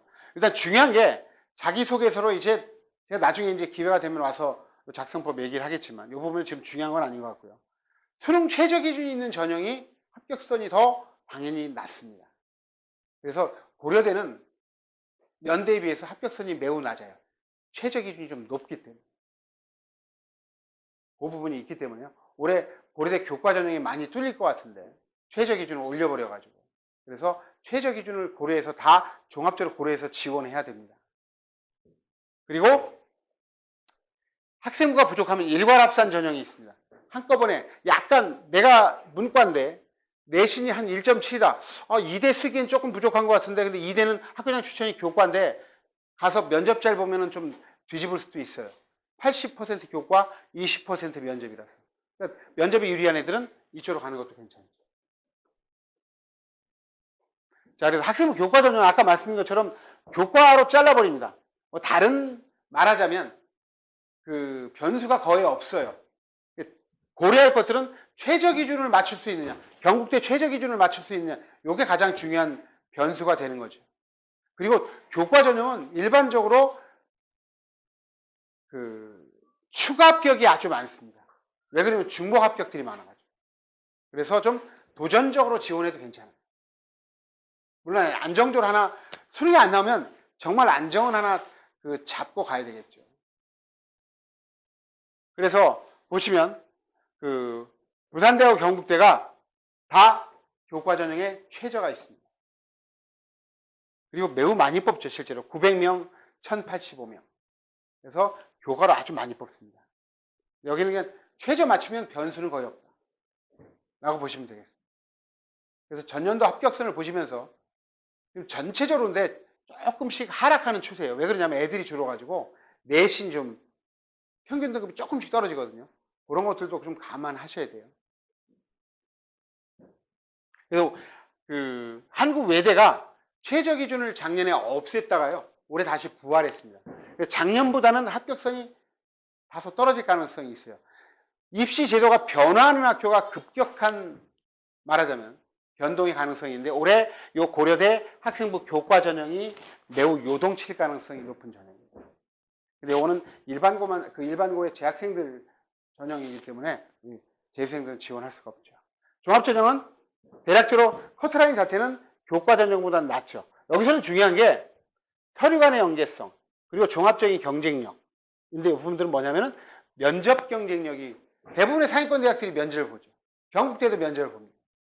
면접 잘 하는가?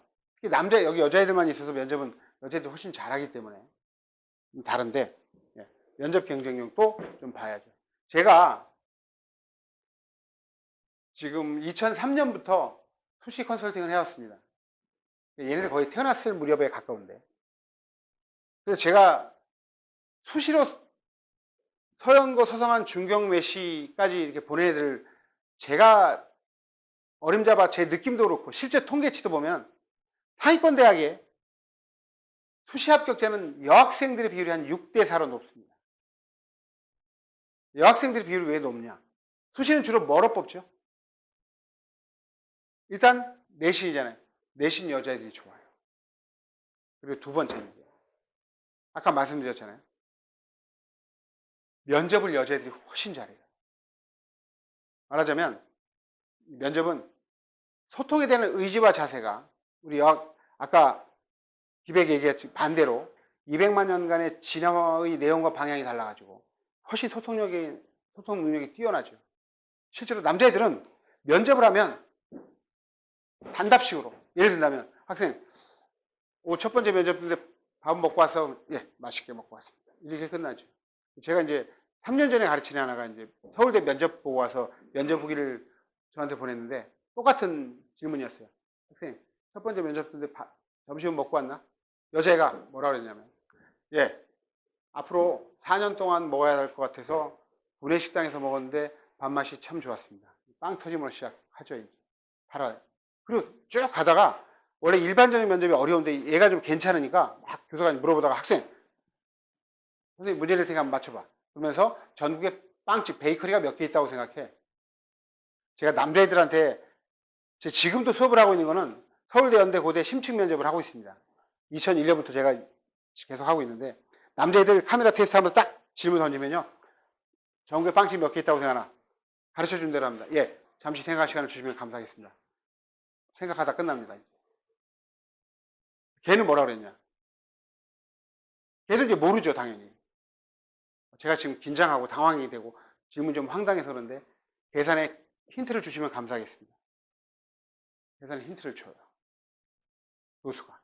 파리바게뜨라고 뚜레쥬르 브랜드 빵집이 10,000개라고 생각하고 이렇게 딱 준다. 얘가 이제 거기서 쫙 지들도 모를 텐데 질러버리자. 그래서 걔가 그냥 청산이도 다 질러버리는데 못했어요. 마지막 인사말은 뭐였느냐? 교수님들이 느낌이 좋은데 나중에 또 보면 좋겠어. 그러니까 걔가 커밍순 하면서 나갔는데 확실히 여자애들이 훨씬 잘합니다. 면접에서는. 그리고 논술도 잘하죠. 논술을 왜 잘하냐? 제가 좀 이따 보여드리겠습니다. 논술이 여자들이 훨씬 나아요. 학생부 종합전형 유형은 4가지인데요. 학생부만 보는 학교가 있어요. 한양대입니다. 자기소개서도 안 봐요. 내신도 안 봅니다. 비교과만 봐요. 이런 학교는 한양대밖에 없고요. 많은 대학들이 이제 서류 100%. 서류만 봅니다. 학생부하고 자기소개서. 서강대, 성균관대, 이화여대, 부산대. 자, 그리고 일반합산 전형은 아까 말씀드렸죠. 한꺼번에 끝내는 거예요. 서류 보고 면접 같이 점수 환산하는 학교인데 어떤 학교냐? 서울대입니다. 대부분의 대학들은 뭐 경북대를 비롯해서 서울대 일반 전형, 연대, 고대는 다 단계별 전형이죠. 1단계 서류로 뽑아서 면접 점수하고 합산합니다. 이런 문제를 이제 출제하고 있어요. 그래서 이렇게 애들이 이제 유형에 따라서 어떤 전형이 유리하다라고 그 판단을 정확하게 해서 이제 지원을 해야 되는 거죠.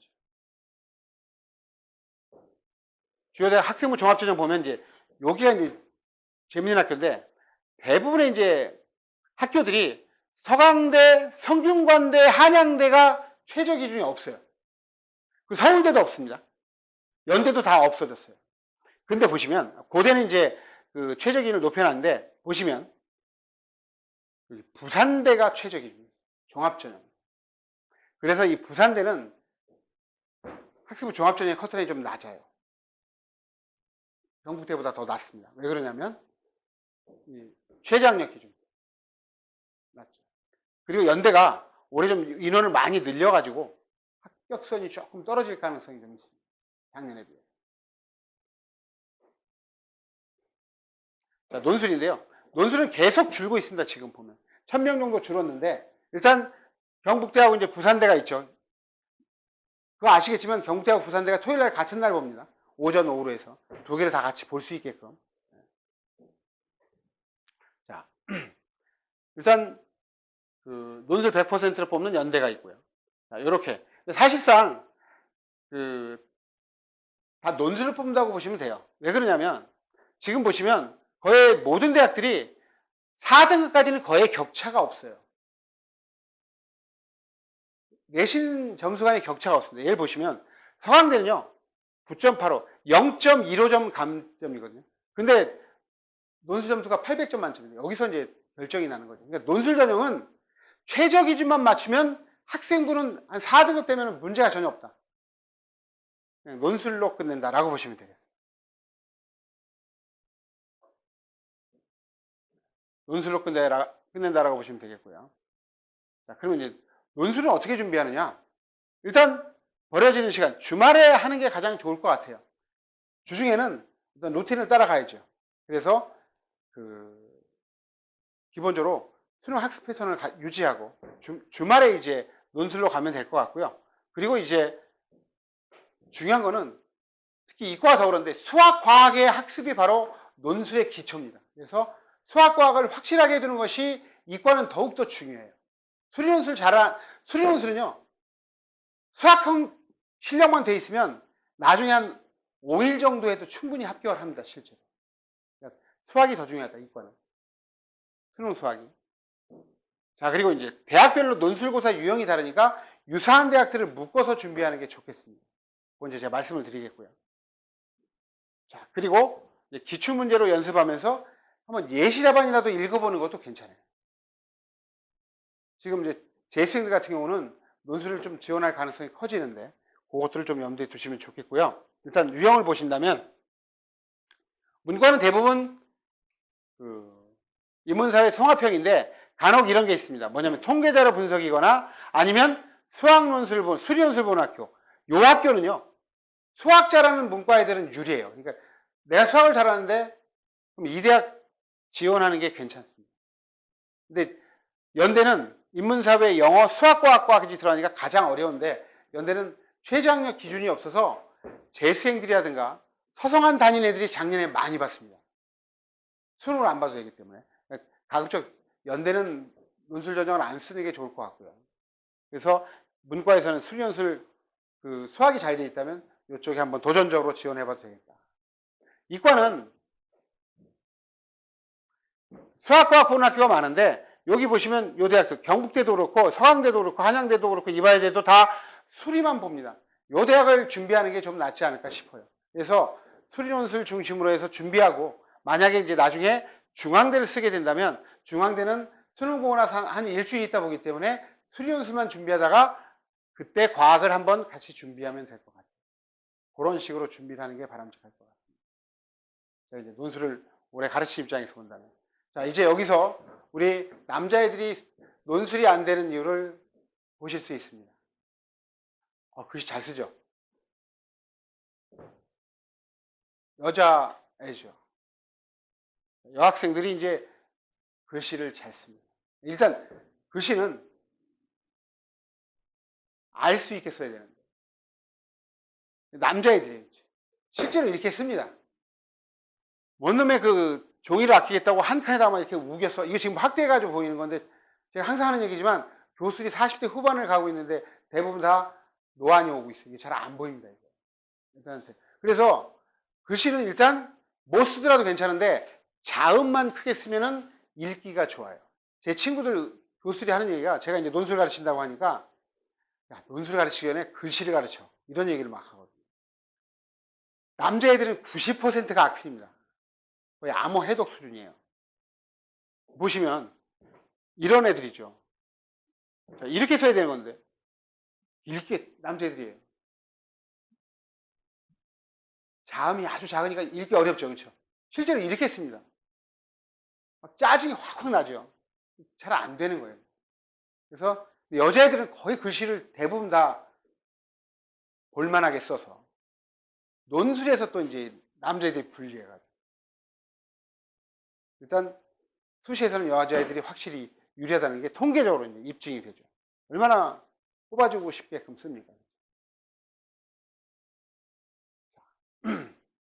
일단 제가 재수생들을 쭉 정말 그 담임을 하면서 어떤 반 담임을 했냐면 특별반이라고 해서 종로하고 이제 잘 나갈 때 특별반은 60명 중에 한 40명이 서연고를 가는 반이에요. 공부를 잘해줘야 돼요. 근데 걔네들 서연고를 이제 수능으로 가는 애들의 공통점이 뭐냐면 이렇게 이제 구체적으로 계획을 세워서 공부를 합니다. 계획을 세워서 공부합니다. 그래서 시간대별로 플래너로 이제 계획을 세워 공부하는 게 정말 중요하고요. 두 번째가 긍정적인 마인드. 긍정적인 마인드. 뭐냐면 물론 공부 안 하고 긍정적인 마인드 가지면은 폭망하는 건데 애들이 열심히 하는데 아까 말씀드린 그런 여자애들처럼 하나 그날 열심히 하는데 내가 수능 당일날 무너지면 어떡하지 막 이런 애들 많아요. 혹시나 그런 애들은 국어 조금만 어려우면 그냥 갑니다. 실제로. 그래서 제가 애들한테 멘탈 얘기를 많이 하는데 너의 노력과 너의 능력을 믿고 가야 된다. 법정 스님이 이런 얘기를 했습니다. 제가 이제 불교 신자는 아니고 그런데 딱 맞는 말이 공부한 애들에게 우주의 기운은 자석 같아서 긍정적인 생각을 하면 밝은 기운이 부정적인 생각을 갖고 있으면 탁한 기운이 달라붙는다. 정말 그렇더라고요. 긍정적인 마인드 자세가 정말 중요하고요. 세 번째는 집중력이죠. 집중력. 모자란 애들은 정말 집중력들이 좋죠. 이 얘기를 왜 하냐면 이제 그러진 않겠지만 고3들도 그런 애들이 많아가지고 스마트폰이 집중력에 가장 큰 방해가 되기 때문에 공부할 때만은 확실하게 스마트폰을 제껴놓고 가자. 말씀을 드려요. 그래서 일일 계획을 세우면서 공부를 하자. 그리고 환경도 전략이다 라고 생각하는데 여학생들은 그렇지 않아요. 남학생들은 이런 애들이 많죠. 그래서 이런 애들 많은데 공부 잘하는 애들은 확실히 이제 올바른 자세에서 올바른 정신이 깃든다고 이걸 이렇게 바꾸고 공부하는 것도 매우 중요하다는 거죠. 그래서 기본적으로 제가 우리 뭐 재수생 정도 됐으면 고3 됐으면 목표가 있을 텐데 목표가 있다고 하더라도 계획이 없으면 꿈에 불과한 것이고 중요한 것은 실천이 수반되지 않는 계획은 사상누각이다 라고 생각하는데 정말 공부는 배신하지 않더라는 거죠. 그리고 엉덩이 무거운 애들이 이기는데 지금 코로나 때문에 학원 못 나오고 할 때 정말 규칙적인 생활이 중요하고 그리고 수능이 8시 40분에 시작됩니다. 인간의 뇌는 기상한 지 2시간이 돼야지 최고의 컨디션을 도달할 수 있기 때문에 6시 반에 일어나서 생활 사이클을 좀 바이오리듬을 맞춰가는 연습을 하고 공부도 그래서 가급적 국어, 수학, 영어, 탐구의 순으로 하는 것이 좋아요. 디테일한 것들을 다 갖추어 나가는 연습을 하는 게 중요합니다. 일단 정말 제가 유튜브를 어저께 요즘에 설명회가 워낙 다 없어지고 뭐 진중권도 자기 강연에 취소된다고 하는데 설명회 다 취소되고 그 컨설팅도 많이들 만나러 잘 안 오셔가지고 시간이 남는데 또 제가 가르쳤던 제자애가 보내가지고 이제 유튜브를 어저께 이제 개설을 했습니다.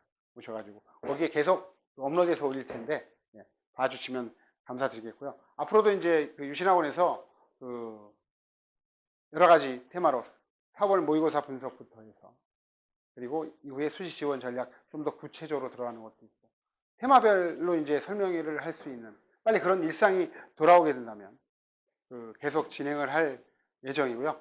정말 긴 시간 동안 이 코로나의 와중에서도 눈에 보이지 않는 코로나의 와중에서도 정말 그 경청해 주셔서 감사합니다.